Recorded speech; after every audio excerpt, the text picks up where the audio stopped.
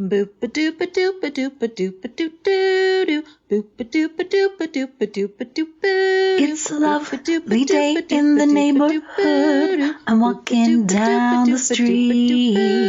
And who should float up next to me but Cat Queen Galaxy? And my friends, they come out 'cause they know it's all about Gwen's Playtime, Crazy Magic Playtime podcast show.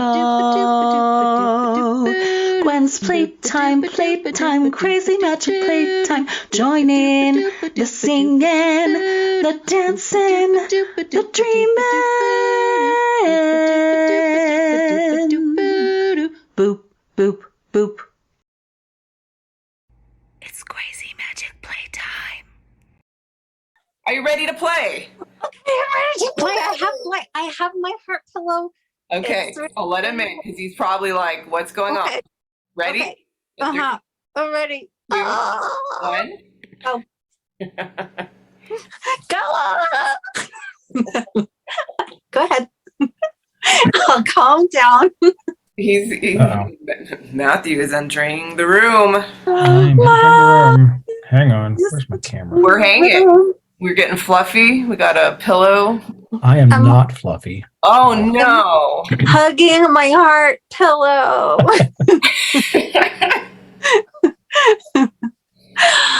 Welcome. Welcome. Well, thank you. Yeah. Welcome to Crazy Magic Playtime with Anastasia and Gwen. That's my line. Welcome. We have lines. Just to We have Playtime. lines. It's crazy. It's magic. It's magical. It's crazy. And you are Matt Morrisson, Matthew Morrisson. Which do you prefer? Matt, or I think there was a line when I was a kid that said, "Just call me whatever, as long as you don't call me late for dinner." So that's fine. Okay. All right. But I usually go by Matt. That's fine. I love it. Well, welcome, Matt. I'm Anastasia. This is Gwen, in case you don't know. I have met Gwen. I have not met you though. So. Hello. I love it. I'm so grateful that you're here today. Yes, I have to say, you are officially here in our playtime. All right. I don't have a chicken. I've got a screaming goat that I will not open, but I've got it. No. So a friend gave it to me, and I'm like, there's no way in hell I'm opening that box, but it's funny. What? Come out. Here, before we get fully started, I'm going to take a little photo of all this. So why don't we all raise the camera, say hi, and one more. Get weird. All right. Okay, nice. I love that. Well, I think we should do an official, I don't know, welcome to our first guest on Crazy Magic Playtime. I don't know how it should go. How should it go? We're popping a cherry here. So, wow. Lucky. This is the real deal. We're really doing it here. Welcome, Matt. You are our first guest. Will this playtime be the best? We're gonna jump in. We're gonna be smart, and then I'll show my awesome heart. Yeah. Oh, was that poetry okay? too? That was great until I started clapping on the wrong beat. That was amazing. We're gonna say it's due to like Zoom latency. That's exactly what it was. Yeah. Yeah. No. I am so excited that you're here, Matt, and that you're here, Gwen, and that I'm here, and that we can join together and have some fun and play and be crazy and be wild and be in a space in which there are no rules, there's no right, there's no wrong, everything is welcome. Like Gwen in her background with a big heart is here, love is visiting, light is present, fluffy neck pillows that look like Santa's beard are here to usher us into something completely novel and maybe strange, and I don't think any of us is prepared to, in fact, what's about to happen. So because this is so significant and such a first primal, I don't know, it's like we're reaching back, we're going forward, but we're here at some new starting point, and it's kind of like all in time and space is converging. So I had to light my candle indicating sacred space. I know you other folks here in my midst have done the same. Yes, thank you. So we have indicated this as safe space, sacred space, and I think our dear Gwen here has an offering of allowing us to join hands through the ethers into this virtual reality in which we can sort of ground for a second, or however High Priestess Gwen here of Playtime would like some kind of a crown. You do need a crown. You know, whatever it is. No, really, it's really cool. Sorry, there's my nephew is yelling outside my door. So I hope everyone, you know, this is the magic of it all. But if I wouldn't have known had you not pointed it out. I didn't hear anything. So. But now we are judging you so hard. Yeah. No, yeah, that's okay. He's doing his thing. So what we're just basically gonna do is, because you know, time, space, all of it is one, and we're one, we can just go like this and reach through our little monitors. Yeah, so you can take one hand is with me and one hand is with Ani, and we're going to take a few deep breaths. We're making a ring. We're making a circle. Okay. All right. This is how it goes. Okay. And let's just take a few deep breaths here, and we can feel the energy in our hands and move through our body in connection, taking a deep breath in all the way down. I'm feeling it down to the root of my bottom, down into the earth, and back up. I'm feeling grounded and connected. Oh, and the ring is here. And we are going to ask all our guides to be present of light and truth. We're here to enjoy and have a fun time and to gain whatever insight is ready for us in our lives and to experience the joy of life together here. So beautiful. Now that the ring is set, it's time to play.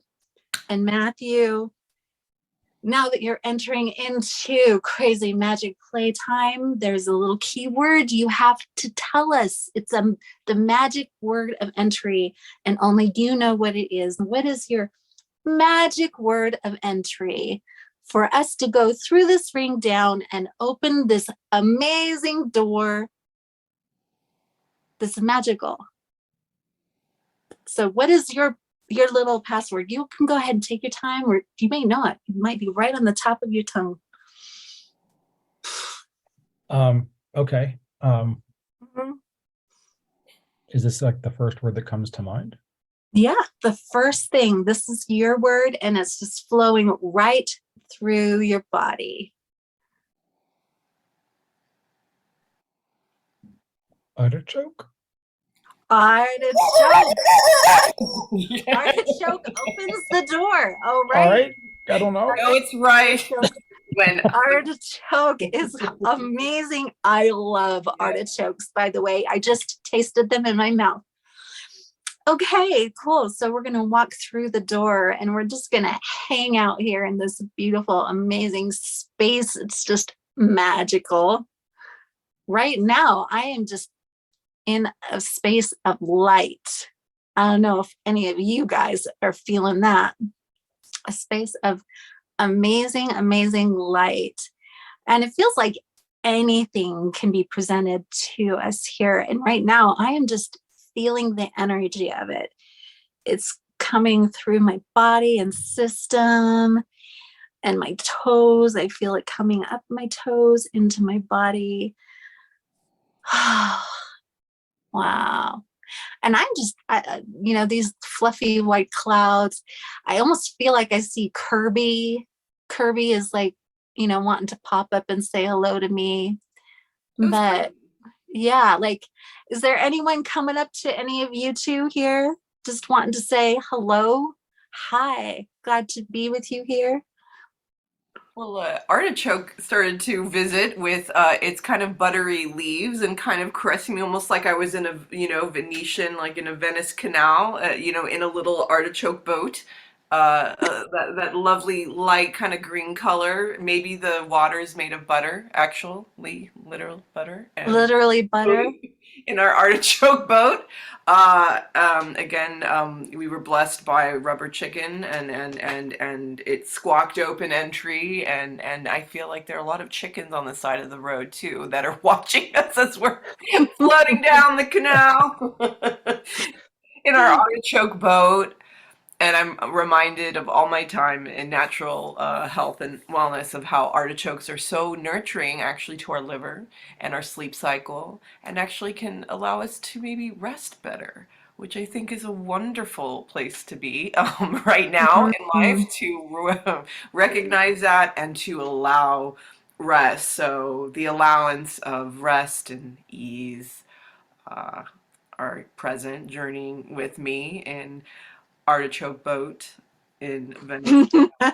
I'm already feeling the rest and ease. I don't know. Butter? I don't know. Butter. I'm a little bit so relaxed right now. But Matt, like, what's visiting you right now? I don't. Anyone saying hello? I don't know what you meant when you said Kirby. I don't know what you were picturing. I was picturing like the Nintendo character, like the little pink puffball, and like when you said butter. Or then you said the little boat, and then I pictured like the movie theater, like let's go down to the whatever, the little dancing like dancing popcorn, little Pepsi things, the popcorn things, and then I picture like a little anamorphic like dancing, like artichoke, little rotund little guy with the little face. I to be perfectly frank with you, I feel like I'm flailing right now because I'm not even totally sure what I'm doing. So that's what I picture. I don't know what that is, and I don't know what that means, but I just kind of put you two together, and that's what I came up with. That's so great. You're just starting the kind of interpretation process. Yeah. Like, let's go down to the snack stand and get ourselves an artichoke, like a little chubby dancing, like a mixture of Kirby and dancing stick of butter and. Yeah, and a little bit of he's kind of like flailing, like, whoa, what's going on, folks? Yeah. He's got like a little weeble wobble, kind of like a little, little round bottom. I don't know. Kind of. Well, I love that. I love that we're in the movie theater right now because I think that's a great place to be. Because the movie theater has a great movie showing, so we should like walk down and sit down in the movie theater and watch the movie. What do you say, you guys? I think all should watch. Yeah, let's be naughty and actually talk during the movie too. Like science theater. Like we can comment on what is going on here. And we can talk, we can ask the characters questions that are obvious that people aren't asking in the film, because isn't that how it is? Like, don't you really want to ask these characters like what the real story is, right? I never did. It always just like bugged me so much. I was like, shut up. I just want to watch. I just want to enjoy. I don't care. I'll talk about it later. I was not that type. My being with my family, it was hilarious. I don't like people talking in the movie theater, but I don't know if you were around when Dead Poets Society came out. That amazing movie, Dead Poets Society. And my brother and we were there with a friend watching it on the big screen, and the very tragic ending, the scene where the boy does what he does. And, they're end up at the funeral. My brother started laughing like so loud because he was just like, this is like way over dramatized, but he was just laughing so loud and everyone was like, oh my God, I can't believe you're laughing and this boy died, So yeah. I was around when it came out, but that was not a movie that I saw in the theaters. I don't know, movies like that. There's a few that I've seen in the theaters like that, but I generally don't feel like seeing a movie like that in the theaters. I feel like the type of thing I want to see at home, just on my own. There was a movie years ago called The Man Without a Face with Mel Gibson that I saw in the theaters. And I don't remember like why that was a movie. I don't remember why I was drawn to that, but I saw that movie a number of times in the theaters as a kid. Don't remember why. I don't remember what the draw was for me, but I saw that one a lot. But I don't Oh, Man Without a Face. Yeah, it was a movie about like a old, not say old guy, but like a guy with like he was like scarred or burned. I don't remember now, but he was disfigured somehow. And he lives on his own in the house kind of on the edge of town, kind of a thing. And, he comes to town to buy food every so often, but basically, he's angry and bitter and, and all the local boys, have these stories about why he's scarred and this kind of a thing, and make up stories because doesn't talk to anybody. And I think one day the boys try to go to the house and spy on him, let's go to the creepy guy's house, teenage boy things. And one boy, I forget what happens, he falls or he gets left behind and, winds up getting to know the guy and befriends him and this type of thing, Yeah. You figure out what happens and it kind of becomes this mentorship type of a relationship as the guy kind of warms up and you kind of learn what happened, one of these types of things. But whatever. Anyway, it was a cool movie, but I don't remember. Again, not the type of movie I would have normally watched. I don't remember. I saw it at that age, So sorry. We're not being playful. We're not being playful. No, sorry. nothing. Back to playful. There's nothing to be sorry about. You're in high school. I had totally forgotten about that movie until right now. So sorry. Exactly, and it's visiting and entering our midst with high intentionality because here we are suddenly taking off our own maybe glasses and maybe getting to know each other. That means I can't see better. And finding unexpected mentor relationships or just communication and story and possibility and just a moment here that wouldn't be possible had this man without a face visited. This is great. Man without a face. This is cool. Artichoke. Oh, isn't he adorable? Where's what? I can't see. You said you can't see without your glasses. You can't see with your glasses. I said I drew an artichoke. There he is. Oh my God, here. Artichoke. Dun, dun, dun. And Matt is an artist. Right. Extraordinary. No, I love it. I love it. Well, I mean, I love this Man Without a Face. I think I should really remember it, and my heart is going, oh. I mean, to me, it's such an idealist view and idealist movie about the heart and about people getting to know people beyond the first appearance, beyond what normally they would see in a person, and like overcoming actually fear of the unknown. Yeah. And like in seeing like the beauty in it. So to me, like that's actually what that movie is about. So that's really cool. Part of me is like, well, let's see what this movie is about that we're gonna watch though, because we're gonna watch a movie. Oh my God. God. Are we watching a real movie or are we making up? We're gonna watch a movie together in our in our existence, in our magic world.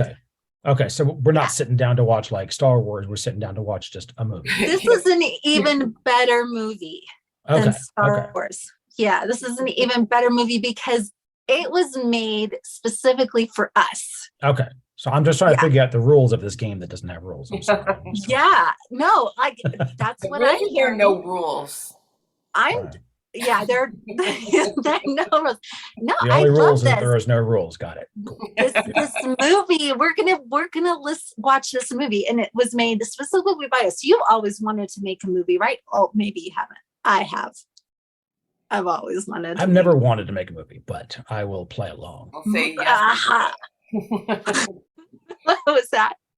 I have and I haven't, because I've been on those sets and it's like, oh, I don't know if I want to go through this for my own production. Like I remember when I was a kid, I did like some stage shows, and there was occasions where I was like on stage, but I usually preferred the backstage, the crew kind of a stuff. That kind of stuff for. Cool. Well, then this is a This is a movie made for the crew. All right, cool. Yeah. Crew movie. We're gonna sit down. Do we have all of our treats? What are our treats that we have with us? I don't know. Water. Reese's peanut butter cups. Yeah. I like the candies. The candies are my the Reese's Pieces. Or Reese's Pieces. I can do Reese's Pieces. Yeah. Anything with peanut butter generally. Yeah, I love Reese's Pieces too. The peanut butter M&Ms. Those are my kryptonite. So yeah. Oh, dang. Oh man. Yeah, who would mess around with regular plain M&Ms when you have not once you find peanut butter M&Ms. No. Oh wait, Wow. peanut butter, not just a peanut. Oh no. Peanut butter M&Ms. Yeah. Oh dang. Yeah, they were still in Reese's Thunder there. But for me, root beer is always a must. I'm gonna take a big swig of my root beer. Oh man, that's so good. That tastes really good. I can taste it in my mouth. Can you taste your Reese's there? I totally Matt, can you taste that in your mouth? Yeah. Yes. Well, I could actually if I went over there, but I'm going to just imagine it right now. So you know, your imagination is pretty strong, right? It is, yeah. You got the crunch, you got that crunch down from the candy shell, and then you got the peanut butter inside. Yeah, absolutely. Yeah. I'm sticking with some popcorn that's nice and buttery, just a hint of salt, nothing too crazy, but yeah. We don't need dripping oil by any means. But, because then it winds up in your lap anyway. So no, it's just the right amount. It's layered, right? Because I'm not messing around. I have the big the vat. You got the vat, yeah. The way to do it, for me. Bonnie. Yeah, There's people around me. I have to get my own one. Yeah, I'm gonna get my own big one. Yes, if you want popcorn, you need to buy it yourself. Okay. Yeah, I know. See, the thing about popcorn is that I never want it. Stolen popcorn is way better than my own popcorn. It's always the best. I don't want my own. I only want to steal my life. Cool. Ooh, I love it. Okay, so we've got our treats here. That's awesome. Okay, so the lights are going down, right? Is there anyone here that wants to share in this movie with us? Because it's just for us. I invited Ducky, and he has to sit in the aisle because he's so big. And if we have to get out, then we have to climb over Ducky. Or ride Ducky. Or ride Ducky out. Ride Ducky, yeah. So Ducky's here with me. He's my guest. Does anyone else have a guest? I don't know. Me not being a talker in a movie, I enjoy a movie by myself, frankly. We're a big crowd. I'm not your normal guy. So yeah, I mean, I don't know. That's my thing. Cool. So if I'm not going to talk, then I don't need a bunch of people. So... Okay, cool. All right. I mean, if you're a talker, then you want people. But for me, yes. We're a different crew, No, I'm a different crew. I get it. You hang out with us to experience something new. So the lights. So then you guys will be my crew. Oh yeah. Life crew, we're all here, and I will because I have seen many movies in my life, and I'd say 99.9% of them alone. I completely agree, Matt. However, I will play around and bring my guide Spider, because Spider loves the dark and little corners and places where nobody can see Spider, and he can just. Although this is a she can just hang out, and you won't even know Spider's there. But Spider has superpowers. I need to find a friend, apparently. Spider is a friend?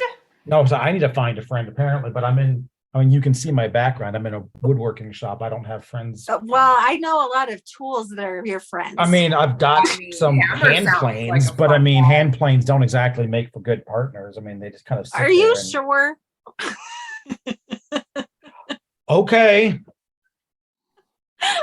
I'll have my ugly red hand plane. There we go. I think it's kind of fun. Yeah. All right. So he doesn't talk much, but he's loyal. So I got the red jack plane. The red jack plane will sit with me. Yeah. And, I love that. It's kind of cold, so I don't cuddle. My wife doesn't get jealous of this one. So, but he just kind of sits there and does his thing. There we go. Nice. Love it. Cool. Well, since this movie is about ready to start, but I'm going to ask Ani, because you've been in the music industry, not music, also music, but in the film industry, that you get to come out and stand in front of us and introduce this film, okay? Can we do my last job? Are you serious? You're going to We're doing improv now, aren't we? this film to us. So that we can be ready. We're ready. Oh my gosh. My cat is now down right here staring at me. What are you doing? What is going on? Okay. All right. We have just a couple minutes here before, all right, the lights are gonna fully go down. So I'm now walking out on stage. Hi! Hello! Welcome to Crazy Magic Playtime. This is the movie theater where it is by movie lovers and for movie lovers. And we are giving you exactly what you want today, because this is literally from your own minds and imaginations. Imagine that. What will be projected on this screen that is in front of you will be something directly from your deepest core self. And it will be for you, actually, by you, and coming through you, but yet somehow for everyone present.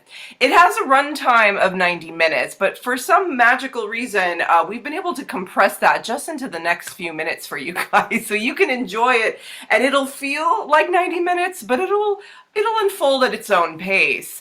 Please keep in mind that we do have some emergency exits on either side of the stage.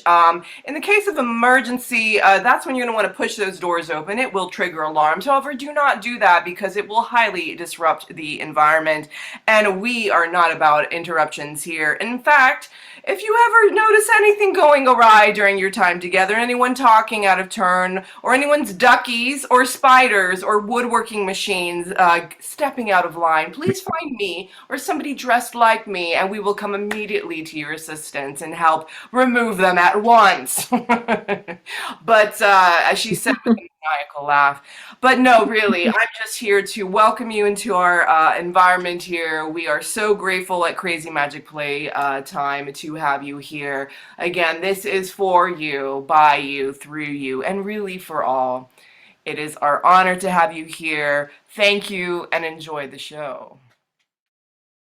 And now, let's take a moment for a pre-movie art show, Santa Medusa, by our very own Anastasia Paveloff.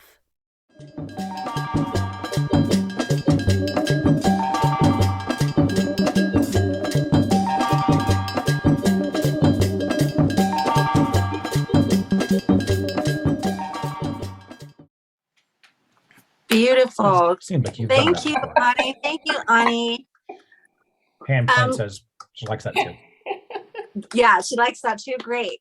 But the cool thing about this movie is what's really cool about it is that in order for it to be made, we get to go and walk into the screen. And so we're all going to hold hands. Whoa. So I have to leave my snacks behind? No, you can bring them with you if you like. Yeah. Okay. Yeah, okay. You can bring them with you if you like, because we just get to kind of be in this movie in a way, like we get to participate in it. Okay. So part of you is still sitting and watching, right? Part of you. We're doing like astral projections. So yeah, but my part of it and my Reese's are there, and yeah, but part of you gets to get up, and we get to walk into the screen, and we're going to become part of this movie. Okay. Right. So we can all hold hands if you want. I'm holding your hand. Okay. And we're going to walk into the screen. It's kind of buoyant. It's like, oh, do I really want you to come in here? Yeah, I do. I'm going to have to sing like a note or something to help it open up, because it's just, some little bit of energy needs to be exchanged here. So I'm just going to sing. If anyone wants to sing along with me at tone that feels good to them. So I'm going to just sing hello movie screen. I'm going to enter into movie screen.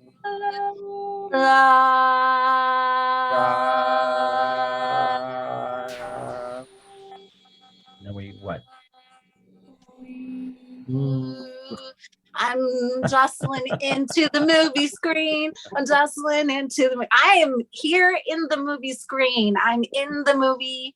I'm here. Is everyone with me? Did everyone make it? I did.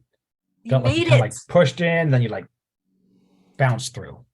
Yeah. Not There's bounced, a little bit of a bounce back. And Yeah, so you yeah. had to just kind of, We you had to go for it. Yeah, like a little wiggly. Yeah, exactly. Yeah. Yeah. A little wiggle here. It was like a little kid going like this with his stomach, going like that. Yeah, Nope. yeah, exactly. Pop me out. No. All right. I am excited. And, like the first thing that is coming to me is like, we are in this kind of cool town and city. And there's this huge, like amazing castle way up yonder, yonder. And it's so amazingly cool. All right. And some big hufflefuffle is going on here. I don't know what it is. People are generally happy here, but I don't know what's going on here. Some big to-do is going to happen. Ani and, Matt, can you distinguish what this big hufflefuffle is happening? I don't know. It's a capital K kerfuffle, I think. Is it a kerfuffle? It's a kerfuffle. I don't know. It feels like you got the little ruffians running around, and maybe someone's stolen a loaf of bread, and you've got the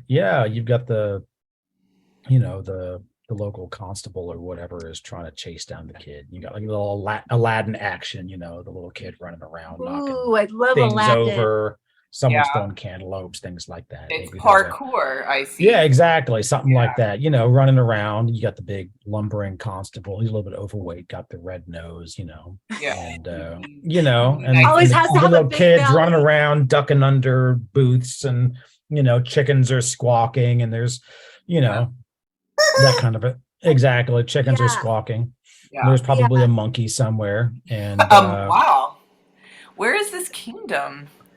I don't know. I think it's in the land of Kerfuffle. It's in the land of Kerfuffle. Well, that's why there's a capital K. It was a proper noun. It is a proper noun. Yeah. And it's in the forest of Kerfuffle. I see. I don't know how monkeys live in this climate, but I welcome these monkeys. I'm very curious about monkey and monkey's habitat. Because I see something that's very European and classic and almost like, one of these German Bavarian type castles yonder. And I almost feel like this is a show, like this is a ceremony, which is why there's a capital K. We're in the town of Kerfuffle or the city, whatever. And so this is the way things happen, it happens at high It does noon, happen. Magical monkeys. Yeah. Middle Eastern boys who are playing parkour. Yeah. Well, I'm not saying like Middle Eastern. This is the type of a scenario, ducking under and running over, snatching and ducks under, those types of things, No, I see it. And the mom is like, "Why are you always getting in trouble?" Yeah, exactly. Those types of things, I'm seeing a little bridge because there's some water. There might even be a moat. In the distance. But there's these rivers in this kingdom. Yeah, it feels like you kind of every stereotypical middle ages, Renaissance, Middle Ages, whatever kind of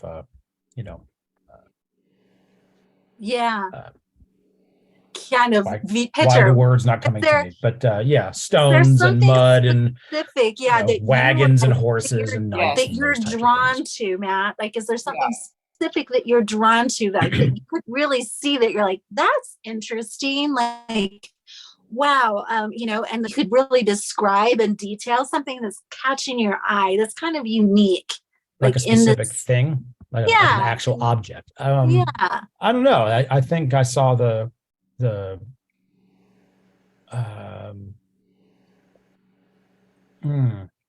don't know, the loaf of bread.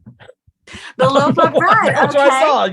I saw the boy carrying the loaf of bread that in the night was chased. Or not the night, but the The law. This is really good. This is an important loaf of bread. It's a long, the French baguette, like a loaf of bread. The type of thing you carry under your arm. Whatever. And it's the crusty bread type of a thing. I mean, yeah.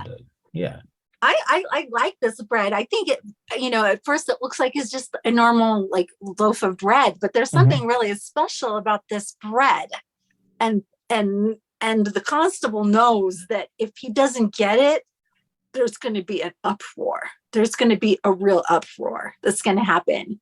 And I can feel where the uproar is coming from. Okay. And it's coming from the castle itself. Okay. The castle itself, something in the castle itself is it knows it didn't get the right it didn't get the right loaf of bread because this boy stole the right loaf of bread. And now this is the castle's bread. Something is going to happen because there's something special about that bread. Yeah. I know what it is. Does anyone else know? Is there something in the bread? Is there something in the bread, do you think? There's something in the bread. I think of in French, the word baguette is not just to describe an actual piece of bread, but something shaped like that, including magic wands, are called baguettes. Oh, I didn't know that. I feel like it has some magic imbued in it, or literally is perhaps. Maybe it's within it is hiding some type of secret. There's something in it. Maybe. Maybe there's a magic wand in the baguette. In this baguette. We've got a double entendre here. We got it's a with the baguette inside the baguette. A baguette in the baguette. A baguette in a baguette. It makes me want to sing about the baguette. It's a beautiful baguette, golden and pink. A pink handle, and it's got swirlies in gold and pink that go down to the end. You know what? This and when you open up the baguette would have begat a baguette. The puns. But you know what? If someone had another baguette, I had one earlier. Then it called it fork. It would have beget the baguette. Yes. Right. So. Yeah. But when the wizard in the castle tried to call forth the baguette from the baguette, no baguette was shown and born, and therefore the king was very upset because it was a very precious gift to someone very precious. It wasn't the queen though. Shocking. Oh no. We have mistresses. Is there another woman? Women? Are there other women? There is, but you know what? I've got a secret about this woman. You have you know the secrets about it's I do. I know the secrets. Okay, I know the secrets. This isn't a quote unquote mistress that everyone thinks, oh no, she's mistress. It is his daughter, but it's a secret. No one knows that it's his daughter, but he's raising her to try to be in the magical field. So she's close to him. And this is a gift to his daughter, who is older because he had her at a young age, right? It's a secret. No one tell. That she's a witch? Yeah, that no one tell, because it wasn't with the queen that he had her. It was with another woman. Oh, all right. Different baby mama. So no one knows that the daughter is his, right? No one knows the daughter is his. So I have a question. Is it more unsettling that no one knows that the queen is not her mother, or that she has these magical gifts and powers, or that the two of those things together would be so unthinkable and so unmanageable by the kingdom of Kerfuffle that it would shiver to its boots and disappear with the magic monkeys back to in the Middle East? So I think there is a kind of a controversy around it, because the mother is a magician from another line that actually she came to try to overtake Kerfuffle, but after she got pregnant or whatever, she decided that she loved Kerfuffle, and she left though to to leave the kingdom, live and be happy. right? We need to figure out the connection between her showing up to overtake Kerfuffle and then becoming pregnant by the king of Kerfuffle. There's a connection that I'm not finding. This is a really big story. This is kind of the ultimate fantasy romantic story that happens between the two. How we entered, right? The man without a face, right? You're afraid of something, you don't like something, you think it's awful, terrible, you want to destroy it, you want to mock it, you want to subjugate it, and then in point of fact, oh my goodness, it's not so bad. Oh my God, I love it. Oh my God, be mine, baby. So we can play with that one. All I know is that the king is upset and making his way down the street with a big group of people. Oh dang. And he's looking for the baguette. All right. He wants the baguette because this was his true gift to his daughter, and it was a gift that was passed on from her mother to her daughter, but he helped make that happen, and it was going to be hidden in the baguette and make its way to the palace. But no, it's not there. Yeah, because some street urchin just was hungry and didn't realize what he was getting. Yeah, what's going to happen? Matt, tell me, what is the street urchin doing with it, and what is this king going to do? Well, the urchin is just hungry. He just wanted food. He doesn't know what he got. He just wants to, if we're channeling Aladdin here, he just wants to go, run, hide, crack it open, and get his spoils. That's all. He doesn't know what he's got in his hands. I mean, he'll figure it out eventually, but he doesn't know right now. He's just trying to get away.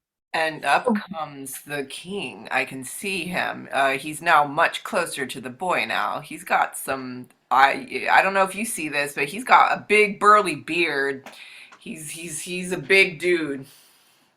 Are we talking big like muscular, or are we talking big like rotund and he just points? He's kind of all of the above. Like he's an imposing presence. You don't want to get him angry. Yeah, he's the king, but it's sort of that god-like, oh geez, like he is the embodiment of the sort of mythology of the Middle Ages, king that kind of has it all. He can be bigger and more powerful because he does have more baguettes, as it were.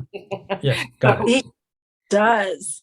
Strong, but he's big belly, tall, huge, big beard, blazing eyes, because he's also angrier than angry, so he has sort of this almost supernatural power, because this, again, against all odds, like no one can know who is, whose mother, who is the mother of his daughter, and then also no one can really know about her powers, and he's been living in this secrecy, but also he's been able to get power, right? And suddenly his power, there's a crack in it, his perfect plan, there's a crack in the perfect plan, and he can't surrender to that. He can't accept that. Sure. So he has his posse. He's rolling deep, all right? But what I see here is that he's got two options, right? He's trying to have his posse get this street urchin, right? But he's also seeing that this one single street urchin is able to evade his entire posse. Exactly. Mm. So he's got either he's about to lose face, right? Because the street urchin clearly is able to evade his people, or he could try to find a way to save face and see if he can bring this street urchin into the fold, or harness this bit of rogue power, which has found a way to elude him. Well said. Nice. I can see you have the wisdom of the king within you, Matt. The wisdom of the king, but do you have the wisdom of the urchin too? What is the urchin thinking, and what does he do when he sees they're coming after him? Does he know what's in the baguette? Does he know his power? No, the urchin just wants bread, right? The urchin, being an urchin, is basically only concerned with his next meal and maybe a little bit of food. But being an urchin, he certainly would love to be able to not worry about that. So the king has the power, or is in a position to offer the urchin something more than that. Cool. Right. This is where it gets even more magical, Matt. Uh-oh. I'm going to get you to step into the urchin and be the urchin. So We're going to take 3 deep breaths, and you're just going to hop right in and be the urchin and speak from the first person as the urchin, what's going on within him as the urchin. Ready? Are you ready? Take 3 deep breaths, because this is okay. Okay. Like, is somebody going to be talking to me, or am I just? Yeah, we can ask you questions. I'm gonna be someone that you come along with. Okay. So, okay. All right. 1, 2, 3. You're leaping right now. And who are you? Who are you now? I am the urchin. Yes. With a baguette under my arm. And what? With a baguette under my arm. With a baguette. What are you going to do with your baguette? What's going on with you? Right now, I'm just running. I'm trying to get away from this group of people that are trying to chase me. Every time I turn around, there's somebody blocking me off, and I'm trying to run this way, run that way, climb up a wall, duck under something, whatever, to get away from someone's stabbing arms. Does this happen a lot with you, street urchin? Yeah, obviously. Right? Every time I try to steal something, someone's trying to get away. Sometimes I can sneak away, but sometimes I get seen. Sometimes I get caught, and I've got to use my wits or my energy or my agility to get away. Street urchin, do you have a name? Nope. Not that anybody knows. Not that anybody knows. Then they can use it against me. Or it's different every time. Yeah, that's interesting. If I called you boy urchin, would you respond? Maybe one time. Maybe one time. If it helped you, maybe. Maybe. How do you survive, urchin? How do you survive your life? Like by my wits, by my legs, by my arms, by my eyes, by my senses, by my intuition. Yeah, it doesn't sound like you have like a lot of thought of like big plans. If this is how, like I'm going to build a fortune in this way, I'm going to do this. It sounds like you're kind of minute by minute just responding and surviving. Is that right? Build a fortune. Who has time to build a fortune when you don't have food? Yeah. No, my fortune is that loaf of bread that I just saw, with that cantaloupe over there. Yeah, that is your fortune. Being able to taste the sweet melon in your mouth, right? Yeah. I just got to eat. Yeah. I have a piece of melon for you, actually, boy urchin. If I give this melon to you, would you let me know what you would call yourself if you had a name? Who are you? What's in it for you? Maybe I have some magical powers that could help you. Help me how? Have a home. Know that you're taken care of. Know that you don't have to run and hide. What's in it for you? Lots of people say that. Yeah. I've got food and I can take care of myself now. So what's in it? Yeah. But Anastasia is playing a very amazing kind of magician, mystical woman. This is interesting. Well, boy urchin, I know the king who wants you dead and will find a way to kill you. And you could have a much longer life, a lot more opportunity to live a life without fear. But it sounds like fear serves you. Fear keeps me alive. What would it feel like not to live in a world of fear? It would feel like I would die because fear keeps me alive. So what's in it for you? I am someone here to eradicate fear and to show the people of this kingdom other ways of living where that's not present, even the king. Ooh, this is exciting. And what do you get out of that? I don't even know what I get out of it, except for the fact that it confirms the fact that there is a way to live without fear that allows for a lot more ease and abundance for more of the people of this kingdom.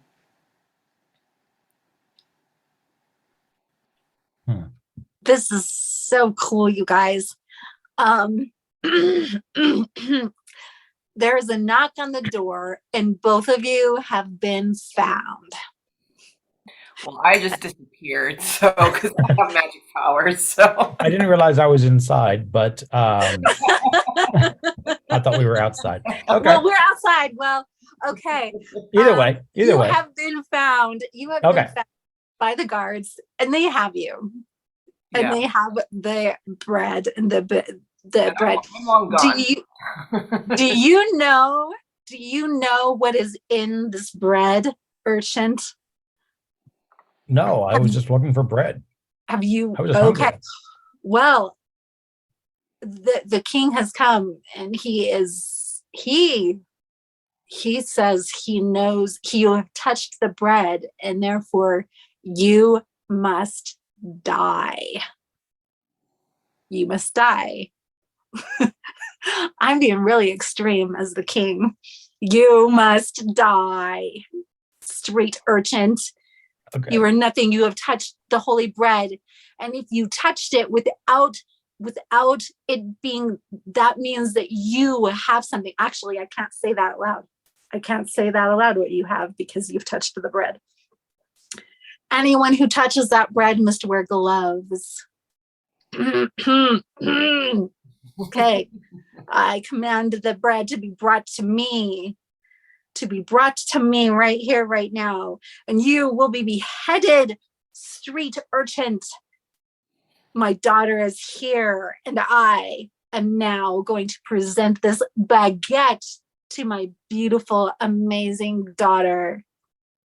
And I present it to her. And she takes one bite and is like, what is this? And she takes another bite, and then she takes another bite, and she takes another bite. And there's no baguette in the baguette.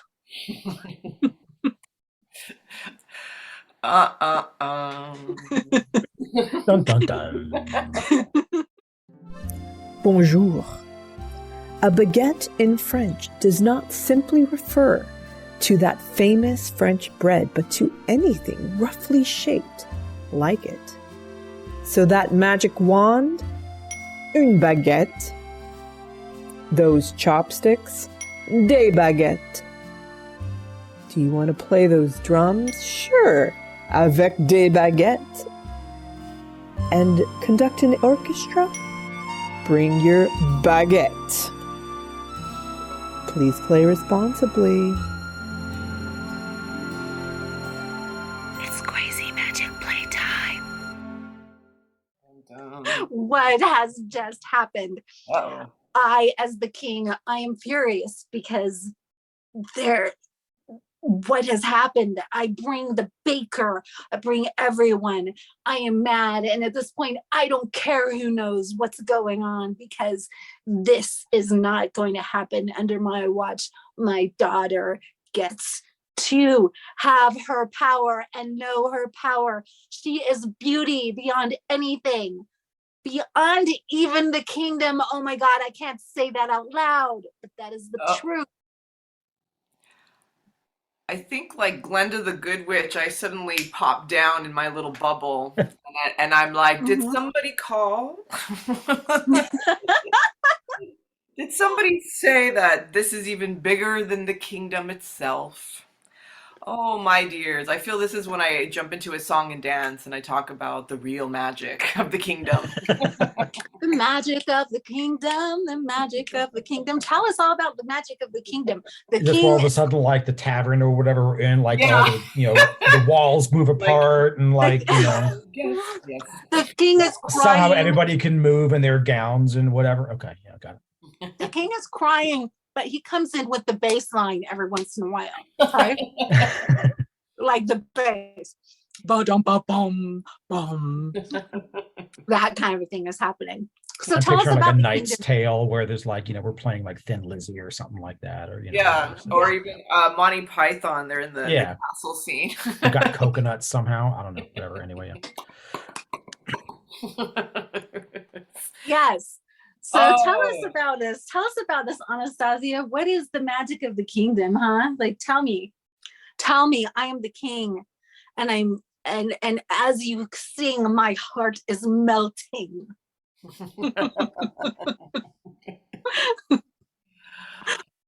I'm saying, my people, beautiful, beautiful inhabitants of the kingdom of Kerfuffle, let us all take a moment to listen to a story, to a tale, to a world that I've seen in which there is no fear, in which all are fed and all needs are met. A world in which freedom is for all, where ease is the king and abundance is the queen, and we all co-rule together.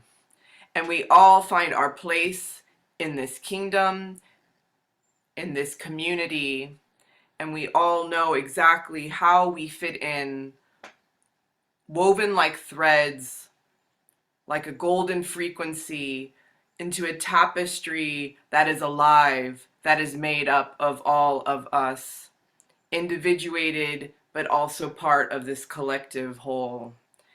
And that it even extends beyond this kingdom and those with whom we've warred, those whom we've exiled from our own people and our own land, those that we've brought in as slaves from other lands, and even beyond those lands and the realms that we know of. And what is even more magical about this is that all of those realms live here now with us, and we can access them and their tapestries and what they offer us as we access what we have within our own, each of us, even as we shift in our interests and our passions.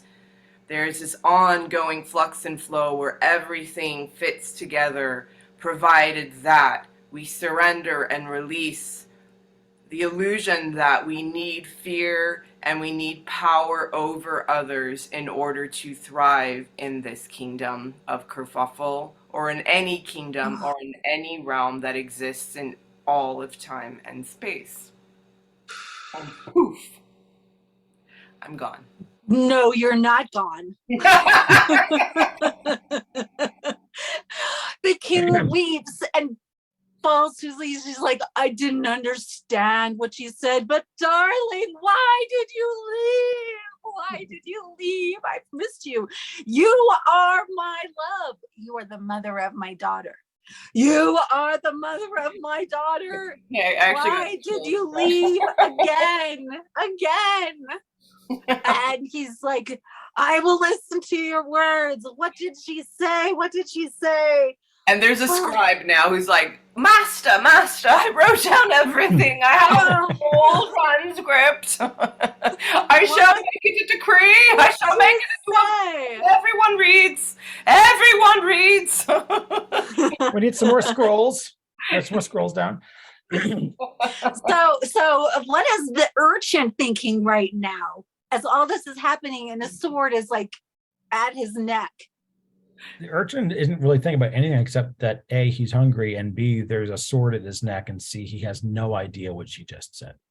And I think that a lot of people... And maybe D, he should have taken the offer of the cantaloupe, but, Yeah, the magical cantaloupe.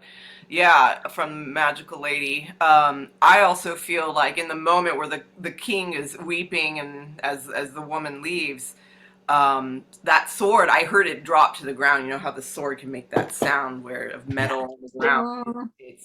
It's fallen down because everyone's in shock by what just happened. Yeah, this is absolutely fairy tale land, but this is even extraordinary for their everyday occurrences, or even the best occurrence of the year. Their Merlin, I guess, retired quite a while ago, so they've not really had action like this, maybe for at least 1,000 years. So yeah, not since the dragon came and you know. The Dragon Yeah. King, in fact. Yeah. No, and so urchins, I'm guessing that since there's no sword here, you might be using your tricks of survival. Yeah, he's just looking for a way out. I'm just still trying to get out, maybe take the, well, no, the baguette was taken from me. So basically, I'm just trying to GTFO at this point because that's all I still care about. The Glenda has just disappeared anyway, so that she was my only other option. She's gone, and the king is bawling, and the scribe is writing, and the sword's down, and I don't have the bread, so I'm just looking for a way out. I'm outie. So I love it. You're insinuating that I've gotten some magic, but that's like, fourth wall stuff that I don't know about. So I'm still just trying to get out. I see you running back to your sort of little, urchin lair, your street urchin. Yeah, I'm just trying to look for a way out of the tavern or whatever. Yeah, exactly. It's like you're running to the tavern, and there's kind of like you kind of like slide, and there's this like little opening in the back, and you go, and you then no one knows it's there. And then you're running. Covers it up. Yeah, but then you're even running, and there's this very labyrinthine, and then there's this like buried in the bowels of the kingdom is this little space with the mice. Yeah, it's like a storeroom in the back of a a building or a shop or something that's been long forgotten, or a basement cellar, one of those types of things. There's a false wall and all sorts of no, what it is, it's a building that was burned down by the dragon, right? That had a cellar that's been long forgotten. It just looks like ruins, but I found the cellar kind of thing. I like this. I like this. You moved the panels, kind of a thing. The burnt, charred panels. Maybe you've got like a skeleton arm that hangs over that no one wants to touch, but you move that and then. Ooh, this dragon thing is really cool. Oh my gosh. I do need to know whether or not our Merlin aged in reverse like Merlin classically did. Did he Oh yeah, because it felt like it had only been a little bit of time, but it would actually been 1,000 years. But it's definitely a time bender here. This is a very classical Merlin. Right. So like Once and Future King or something like that. Was that the novel where like he was born in the future and died in the past kind of a thing? Yeah. Like he ages in reverse. Yeah, something like that. Yeah. Okay. So yeah. I don't know. Sounds good to me. Yeah. I think he was the Dragon King, but that's my theory for this story. We can run with that. So wow. Tell me more. Yeah, because here you are, and now I'm curious, street urchin, as you're finally back in what you can call home, at least for this moment, feeling a little bit of safety, catching your breath. What's happening? Are you scurrying for anything? Is there something that you're finding in there? Do you have friends in there you didn't realize? No, I mean, this is my own little place. I've kind of had my own place. I, learned not to trust anybody, which is why I didn't trust you. I've got my own little trinkets that I've collected, my own little treasures, things that are special to me or that I've applied meaning to that I've collected over the years. Anybody else would look at them as just trash, cracked vases or pretty pieces of glass or things like that that I found or stolen or swiped or what have you. I still don't have any food, but I'm trying to put two and two together and figure out what's happening. What happened, what the heck all that was all about. In the back of my head, there's this curiosity about what was so special about the bread and what was the king going on about when his daughter was eating it, or what she was talking about when she was eating it. Why, what was she talking about? It's gone, or something like that. Pretty well resolved myself to the fact that I'm probably going to go to bed hungry that night because I'm sure as hell not going to go back outside because that was a weird day.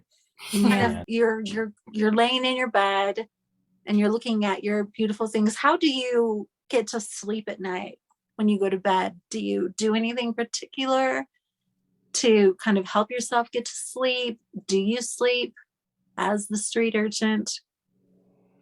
No, I just just go to sleep knowing that if I can get up early, I might be able to find, while it's still quiet, I might be able to find some possibility for stealing some food before there's too many people out and about. And, the fewer people out, the fewer people to see me, and the more opportunity there is to find something. Yeah. Maybe something I can steal, something I can use to buy things, or something I can use to eat, or just Cool. opportunity. So cool. Well, as you lay there thinking about this, your eyes close, you take a few deep breaths, and you kind of feel a wave come over you, and you're going to open your eyes, and you are now the king waking up in the morning, and he is in his nice big bed. Tell me, king, oh king, take 3 deep breaths and let's arise as the king. I'm sorry, am I the urchin that has turned into the king, or that is now you kind are of embodying the the king? So this is just Matt, now I'm the king. You are the king. As Matt, Okay. you are the king. Okay, got it. Yeah. Sorry. All right, king. What's on your mind this beautiful morning? Your soul play for today is: imagine yourself entering into a magical kingdom, a land that is vast and beautiful and exciting. What is this place like? And what characters or roles are you drawn or attracted to? There may be an evil villain, a maiden, a dragon. Whatever you're attracted to, go ahead and imagine yourself in that role and ask it some questions. Number 1, what is the story that it wants to play out? Number 2, what new information or intelligence is it trying to offer you? And number 3, what can you give it for it to feel whole and not afraid? This is your soul play. Have fun, triumph, and send me a message telling me all about it. It's Crazy Magic Playtime.